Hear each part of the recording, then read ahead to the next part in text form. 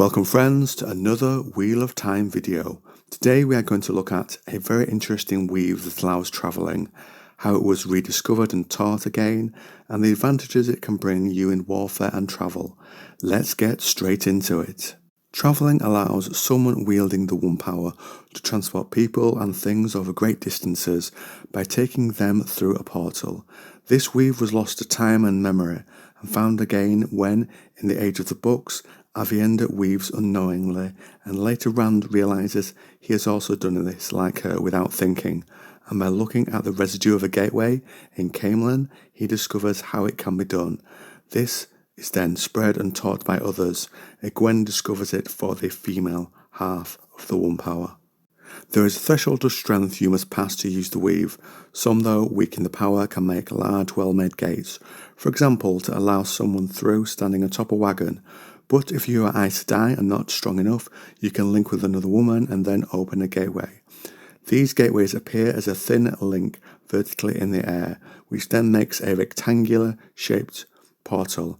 A gateway cannot be made within another, and if you create two that leads to the same place, the second will open itself next to the first. Now the edges of these gateways are sharp, and only Quillandilla, an indestructible substance that was made during the Age of Legends, can resist being cut by one. You can open a gate in something solid, but the edge of one can catch an object or person. So to keep things safe, those who use the weave have designated areas to use them.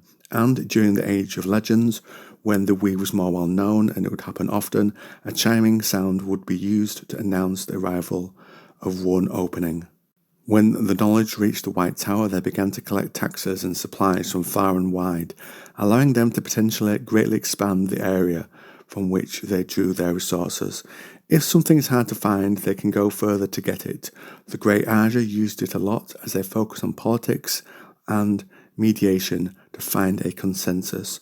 So if there is a conflict they hear about, rather than being bound by travel and not knowing the latest information, they can go straight where they are needed to find and gather information that will help with the conflict's resolution, or bypass an army and go straight into a city to reach the people they need to, such as perhaps the leaders of the conflict.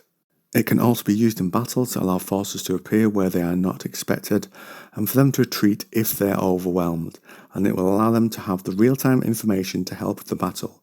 So vital information might be given directly to someone in charge, and then there is the advantage of having the big picture over a battlefield, which lets you see everyone move in real time, where you are normally limited to the area you are in and can see. Using this method, you could relay orders quicker than normal and gain advantages and a fast response from your army over the enemy who are limited by the normal restrictions.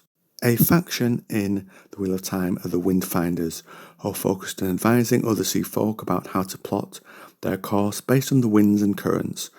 Find massive advantage with the portals. People and goods can be moved almost straight away from one place to another. A ship, for example, could leave port, and if the gate is large enough, dock at another port with the goods they had just been loaded with moments after it had left the original place. Or perhaps they could see the winds and storms in an area a ship will sail to, further than their ability would normally let them, to know what's coming and change an act based upon that. Androl in the Wheel of Time shows he can create gates of both vertical and horizontal types to cut and shape a piece of leather in his hands. Very dangerous potentially, and this could be applied to many other industries if the person has the skill, shaping any single piece of material in the way you would normally not be able to, such as taking a solid stone block and cutting it into a statue.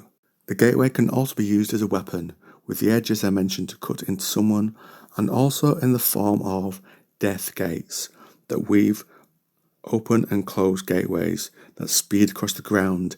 Anyone, but particularly shadow spawn, as they are made by the true power, are hurt by this, and the destination the gates go to shifts each time one opens randomly, leaving cuts from the corpses in many different places. It must be a sight to behold if you are where the portal is opening to.